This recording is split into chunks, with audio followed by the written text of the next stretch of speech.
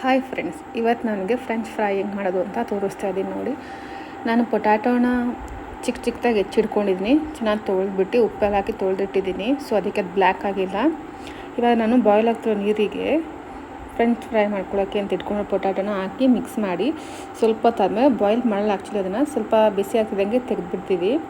ಏಕೆಂದರೆ ಅದು ಎಣ್ಣೆಲಿ ಜಾಸ್ತಿ ಫ್ರೈ ಮಾಡೋದ್ರಿಂದ ಸ್ವಲ್ಪ ಬೆಂದಿರಲಿ ಅಂತ ಹೇಳ್ಬಿಟ್ಟು ಈ ಥರ ಯೂಸ್ ಮಾಡ್ತಾಯಿದ್ದೀನಿ. ಇದಾದ ನಂತರ ಇದನ್ನ ಸ್ವಲ್ಪ ಎಣ್ಣೆನ ಕೂಡ ಸೈಡಿಗೆ ಇಟ್ಕೊಂಡಿರ್ತೀನಿ. ಆಲ್ರೆಡಿ ಕಾಯಕ್ಕೆ ಇಟ್ಟಿದ್ದೀನಿ. ಈಗ ಅದು ಸ್ವಲ್ಪ ಬಾಯ್ಲ್ ಆಗಿದ ತಕ್ಷಣ ಅದನ್ನ ನಾನು ವಾಪಸ್ಸು ತಣ್ಣೀರಲ್ಲಿ ಅಥವಾ ಐಸ್ ವಾಟ್ರ್ ಇದೆಯಲ್ಲ ಅದರಲ್ಲೂ ಕೂಡ ನೀವು ತಕ್ಷಣ ಡಿಪ್ ಮಾಡಬೇಕು. ಬಿಕಾಸ್ ಅದು ಕ್ರಿಸ್ಪಿಯಾಗಿ ಬರಬೇಕು ಅಂದರೆ ಆ ಥರ ಮಾಡಬೇಕು. ಸೊ ನೋಡಿ, ಎಣ್ಣೆ ಕೂಡ ಕಾಯಕ್ಕೆ ಇಟ್ಕೊಂಡಿದ್ದೀನಿ. ಅದನ್ನು ಒರೆಸೋಕ್ಕೆ ಪೊಟ್ಯಾಟೋನ ತೆಗೆದಿದ ತಕ್ಷಣ ನಾವು ಅದನ್ನು ಟಿಶ್ಯೂ ತೊಗೊಂಡು ಒರೆಸ್ಬೇಕು ನೀಟಾಗಿ. ಯಾವುದಾದ್ರೂ ಕೂಡ ನೀರಿರಬಾರ್ದು. ಸೊ ಅದಕ್ಕೋಸ್ಕರ ನಾನೆಲ್ಲ ಪೊಟ್ಯಾಟೊ ಒರೆಸೋಕ್ಕೆ ಅಂತಲೇ ಟಿಶ್ಯೂ ತಂದಿದ್ದೆ, ಅದನ್ನು ಯೂಸ್ ಮಾಡ್ತಾಯಿದ್ದೀನಿ. ನೀವು ನಾರ್ಮಲ್ ಕರ್ಚಿಪ್ಗಳಿದ್ರೂ ಕೂಡ ಯೂಸ್ ಮಾಡ್ಬೋದು. ನೋಡಿ, ನಾನು ತುಂಬ ಟೈಮ್ ಬಿಟ್ಟಿಲ್ಲ, ಅಲ್ಲೇ ಪೊಟ್ಯಾಟೊನ ಶಿಫ್ಟ್ ಮಾಡ್ತಾಯಿದ್ದೀನಿ. ಆ ಬಿಸಿನೆಲ್ಲ ತೆಗೆದ್ಬಿಟ್ಟು ಮತ್ತೆ ಅದಕ್ಕೆ ಐಸ್ ವಾಟ್ರ್ ಹಾಕ್ತೀನಿ. ಇಲ್ಲ ನಾರ್ಮಲ್ ವಾಟ್ರ್ ಕೂಡ ನೀವು ಯೂಸ್ ಮಾಡ್ಬೋದು. ಸೊ ಹೊಗೆ ಬರ್ತಾಯಿದೆ, ನಿಮ್ಗೆ ತೋರಿಸ್ತಾ ಇದ್ದೀನಿ ನೋಡಿ. ಅದು ಫುಲ್ಲು ಶಿಫ್ಟ್ ಆಗಿದ ತಕ್ಷಣ ಯಾವ ರೀತಿ ಕಾಣಿಸ್ತದೆ ಅಂತ ನೋಡಿ. ಹೊಗೆ ಬರ್ತಾಯಿದೆ. ಈಗ ಅದನ್ನು ಡೈರೆಕ್ಟಾಗಿ ಶಿಫ್ಟ್ ಮಾಡಿದ್ದೀನಿ. ನೀವು ಬೇಕು ಅಂದರೆ ಐಸ್ ವಾಟ್ರನ್ನ ಸಲ ಇದು ಮಾಡ್ಕೊಳ್ಳಿ.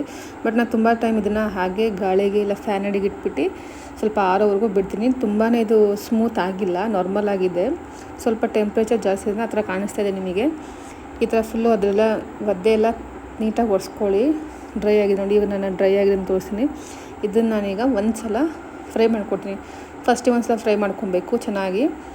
ಮತ್ತು ಅದಾದಮೇಲೆ second time at least 2 to 3 times ನೀವು ಅದನ್ನು ಫ್ರೈ ಮಾಡಬೇಕು. ಒಂದೇ ಸಲ ತೆಗ್ದು ಸ್ವಲ್ಪ ಬಿಟ್ಟು ಫ್ರೈ ಮಾಡ್ತಾ ಇರಬೇಕು. ಮಸಾಲೆ ನಾನು ಖಾರದ ಪುಡಿ ಉಪ್ಪು ಎರಡೇ ತೊಗೊಂಡಿರೋದು.